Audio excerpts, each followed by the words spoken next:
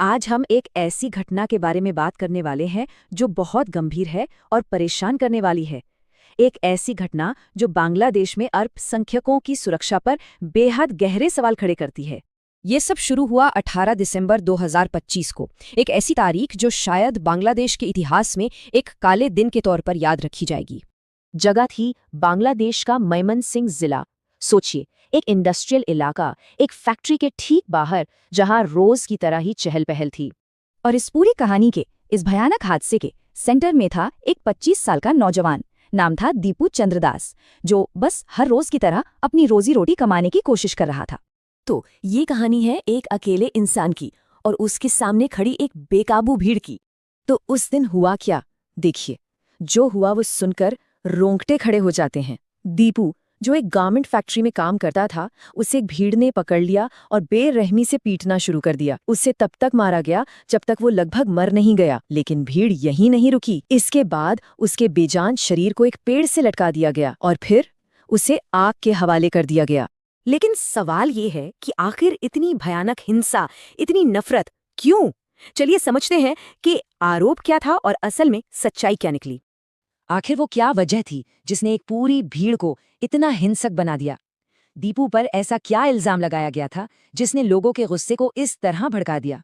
तो देखिए, कहानी जो फैलाई गई वो ये थी कि दीपू ने सोशल मीडिया पर पैगंबर मोहम्मद के खिलाफ कुछ अपमानजनक लिखा था और इसी से लोगों का गुस्सा भड़क गया। लेकिन जब रैपिड एक्शन बटालियन और लोकल पुलिस ने जांच शुरू की तो कुछ भी नहीं मिला। न कोई पोस्ट, न कोई स्क्रीनशॉट, कोई डिजिटल सबूत नहीं, बल्कि जांच अब एक दूसरी ही दिशा में जा रही है। ऐसा लग रहा है कि ये मामला फैक्ट्री मैनेजमेंट के साथ किसी लेबर डिस्प्यूट यानी कि एक श्रमिक विवाद से जुड़ा हो सकता है। और बात यहीं खत्म नहीं हुई। पुलिस ने एक्शन लिया और अब तक 12 से ज्यादा लोगों को गिरफ्तार किया है। और जानते हैं इसमें कौन शामिल हैं? फैक्ट्री के कुछ अधिकारी भी। ये गिरफ्तारियां इस तरफ इशारा कर रही हैं कि ये शायद भीड़ का अचानक भड़का हुआ गुस्सा नहीं था, बल्कि हो सकता है कि ये एक सोची समझी साजिश हो। अब जब इतनी बड़ी घटना हुई तो जाहिर है सरकारों का ध्यान भी इस पर गया। बांग्लादेश की अंतरिम सरकार ने इसे एक जघन्य अपराध कहा है और एक्शन लेने का भरोसा दिया है। वहीं भारत के विदेश मंत्रालय ने भी बांग्लादेश में अल्पसंख्यकों की सुरक्षा पर अपनी गहरी चिंता जाहिर की है। लेकिन, और यही बात इस पूरे मामले को और भी ज्यादा डरावना बना देती है, दीपू की कहानी अकेली नहीं है। ये जुलाई 2024 के बाद से अल्पसंख्यक समुदाय के खिलाफ हो रही हिंसा के एक बड़े और बहुत ही चिंताजनक पैटर्न का हिस्सा है।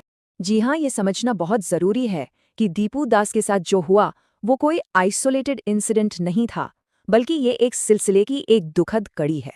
देखिए, हिंसा का एक पूरा पैटर्न नजर आता है जो हिंदू